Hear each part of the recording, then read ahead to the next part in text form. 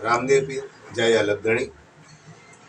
મારે એક હું કયા રૂપમાં જન્મ્યો છું કે ભાઈ પુરુષના રૂપમાં બાળક થયો, એનાથી પછી મોટો થવું એટલે એમ કહેવાય કે કોકનો દીકરો બન્યો, કોકનો ભાઈ બન્યો, કોકનો મામો બન્યો, કોકનો સાળો બન્યો, કોકનો બનેવી બન્યો, કોકનો સસરો બન્યો। આમ અનેક રૂપમાં પુરુષ જન્મે છે અને ત્યાં જન્મ્યા પછી મોટો થાય ત્યારે એના રૂપ બદલતો જાય છે।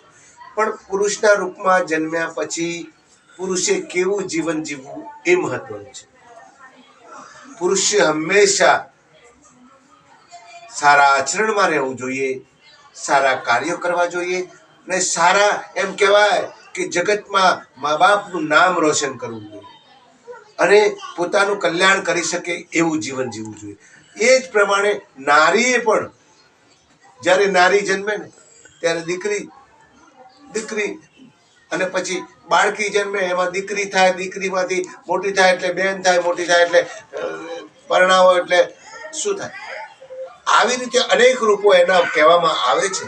પણ નારીએ હંમેશા કેવું જીવન જીવવું જોઈએ કે નારી કેવું જીવન જીવે કે નારીને તો જગતની શક્તિ તરીકે એને માની ઉપમા આપી છે। માની ઉપમા, હા, સર્વથી શક્તિશાળી કોણ છે? નારી। 32 લક્ષણી પુરુષ છે, 32 લક્ષણો પુરુષ છે તો નારી 36 લક્ષણી છે।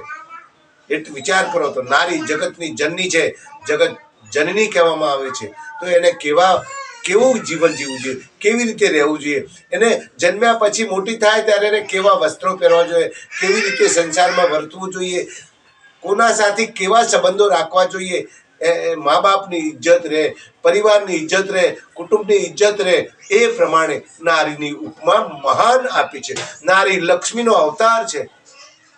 નારીએ હંમેશા કપડાં પણ એવા પહેરવા, આજકાલ મોબાઈલમાં ને ટીવીમાં આવતી હોય છે, અરે નારીને કલંક લાગે એવું શું કામ કરો છો બાપ?